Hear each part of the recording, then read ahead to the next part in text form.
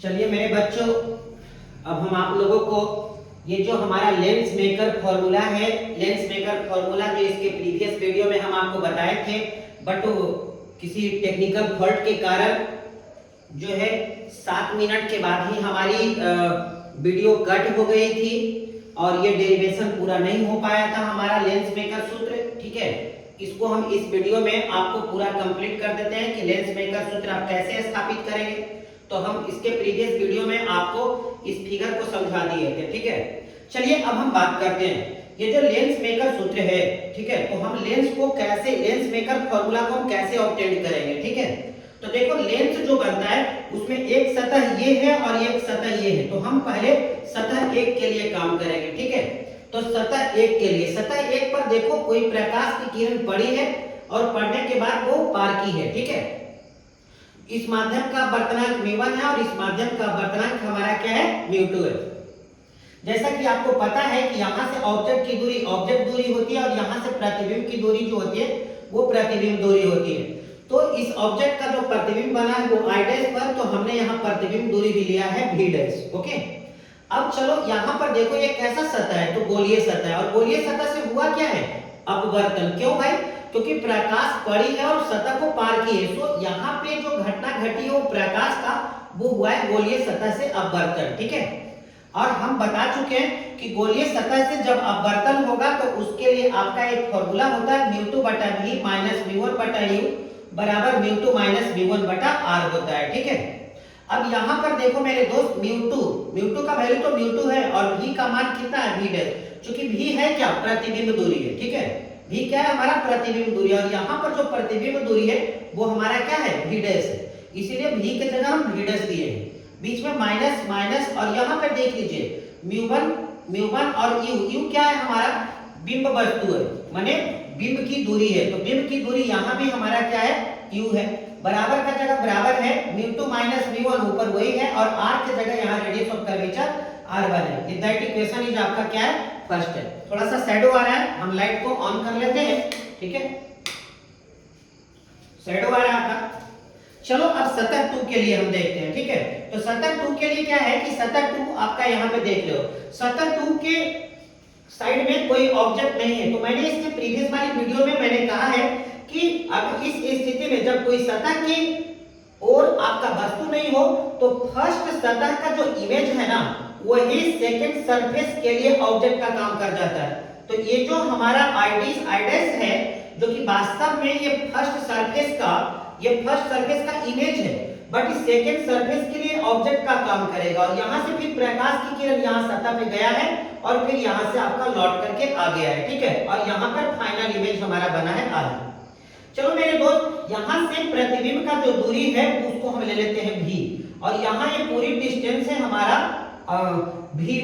ठीक है, चलो अब ये देखते हैं कि ये कौन सी सतह है, तो ये भी है गोलीय सतह। क्योंकि देखिए ये कर्व है, गोलीय सतह से हुआ क्या है, प्रकाश का अपवर्तन जो कि सतह को पार किया है। ठीक है, और गोलीय सतह से अपवर्तन का क्या सूत्र होता है, μ2/v माइनस μ1/u बराबर μ2 माइनस μ1/r। ठीक है, अब μ2 की जगह हम क्या करेंगे, μ1 देंगे। क्यों, क्योंकि आप खुद सोचिए जब प्रकाश इधर से आ रहा था तो ये मीडियम 1 था, लेकिन अब प्रकाश जब इधर से आ रहा है तो मीडियम 1 ये हो गया। इसका मतलब ये मीडियम अगर 1 हो गया है, खुद सोचो, अगर ये मीडियम 1 हो गया है और ये अब मीडियम 2, क्यों भाई, क्योंकि इधर से प्रकाश आ रहा है। इसका मतलब है 2 जो है वो क्या बन रहा है, 1, और 1 जो है वो क्या बन रहा है, 2। सो मैंने यहाँ क्या किया है, μ2 जो है वो μ1 कर दिए हैं और μ1 जो है μ2 कर दिए हैं, μ2 जो है μ1 कर दिए हैं और μ2 जो है μ1 जो है μ2 कर दिए, मैंने क्या चेंज मैंने कर दिया है। ठीक है, ताकि समझने में किसी प्रकार की दिक्कत नहीं हो। और यहाँ v का मतलब होता है प्रतिबिंब दूरी। तो यहाँ सतह 2 के लिए प्रतिबिंब है यहाँ पर, तो यहाँ पर, तो यहाँ से इसकी दूरी जो होगी डिस्टेंस ऑफ इमेज वो ये आपका v है, प्रतिबिंब दूरी। तो v आपका हो गया, माइनस की जगह माइनस u क्या होता है, बिंब दूरी, यानी कि डिस्टेंस ऑफ ऑब्जेक्ट। तो डिस्टेंस ऑफ ऑब्जेक्ट मैंने क्या कहा था, यहाँ पे ऑब्जेक्ट ये काम कर रहा है I', तो यहाँ से ये दूरी डिस्टेंस ऑफ ऑब्जेक्ट होगी, ये दूरी है क्या, v'। सो यहाँ पर v', r radius of curvature कितनी है, r2 है, r2 दे दिए। अब ये दोनों इक्वेशन को हम जोड़ देंगे। जोड़ेंगे क्यों, क्योंकि ये दोनों सतह जब आपको जोड़ेंगे तभी हम लेंस बनेगा, अतः ये दोनों समीकरण को जोड़ना पड़ेगा। क्योंकि दो अलग अलग सतह के लिए ये समीकरण है और दोनों सतह जुटेगा का मतलब इसका समीकरण भी हमारा जुटेगा। तो समीकरण 1 तथा समीकरण 2 को जोड़ने पर जब जोड़ रहे हैं तो देखिए यहाँ पर म्यू2 बटा v डैश माइनस म्यू1 बटा u और प्लस फिर से ये वाला ले लेंगे, ठीक है, ये जो आया प्लस आपका म्यू1 बटा v माइनस ये बराबर, उसके बाद RHS को जोड़ देंगे, ठीक है। अब देखिए म्यू2 बटा v डैश और म्यू2 बटा v डैश कैंसिल हो गया है, ठीक है। हमारा बच क्या गया है म्यू1 बटा v माइनस म्यू1 बटा u बराबर इधर देखिए जो बचा है मैंने इसमें माइनस को कॉमन ले लिया है। क्यों कॉमन लिया है? ताकि इसमें से म्यू2 माइनस म्यू1 कॉमन हो जाए, क्योंकि यहाँ तो म्यू2 माइनस म्यू1 है लेकिन यहाँ पे म्यू1 माइनस म्यू2 है, सो माइनस कॉमन ले लेंगे तो माइनस वाला टर्म पहले और प्लस वाला टर्म बाद में हो जाएगा, ठीक है।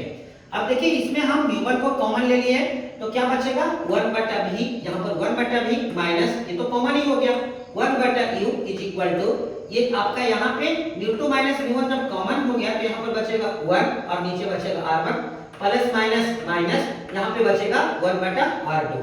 बेटा हम आपको प्लेन्स के लिए पहले बता चुके हैं कि 1 बटा v माइनस 1 बटा u बराबर क्या होता है 1 बटा a। देखिए म्यू1 की जगह म्यू1 और इसका वैल्यू क्या है 1 बटा a बराबर इधर जो है आपका वही रह गया म्यू2 माइनस म्यू1 इनटू 1 बटा r1 माइनस 1 बटा r2।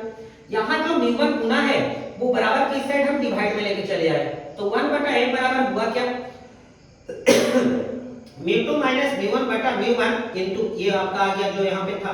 देखिए 1 बटा a बराबर हम यहाँ क्या किया म्यू1 अलग अलग कर दिए कि पहले म्यू2 बटा म्यू1 और माइनस म्यू1 बटा म्यू1 दैट इज 1। तो यहाँ पर म्यू2 बटा म्यू1 माइनस 1 क्योंकि म्यू1 बटा म्यू1 जब करेंगे अलग तो 1 आ जाएगा कट करके, ठीक है। 1 बटा r1 माइनस 1 बटा r2। यहाँ पर ये भी आपको पूछा जा सकता है कि इसी को सत्यापित करें तो यहीं पर आपको छोड़ देना है, लेकिन अगर आपको वहां पे म्यू देता है तो यहाँ इस वैल्यू को म्यू मान लेना है, क्योंकि म्यू बराबर क्या होता है म्यू2 बटा म्यू1। सो 1 बटा 1 बराबर होगा क्या तो म्यू माइनस 1 ये जो यहाँ पर इसके value mu minus 1 into that terms, तो दैट टर्म्स क्या है 1 बटा r1 माइनस 1 बटा r2 और ये हमारा प्रूफ हो गया, ठीक है। तो इस प्रकार से ये डेरिवेशंस हमारा आज कंप्लीट हो गया। हमारी अगली जो क्लास थी इसके प्रीवियस वाली कुछ टेक्निकल डिफॉल्ट के कारण ये डेरिवेशन हाफ पर अटका रह गया था। आप सभी बच्चे पूछ रहे थे कि सर ये डेरिवेशन पूरा नहीं हुआ है, इसलिए हम लोग को काफी परेशानी हो रही है। सो आज मैंने इस डेरिवेशन को फिर दोबारा किया है, आप स्क्रीनशॉट आप ले लीजिए।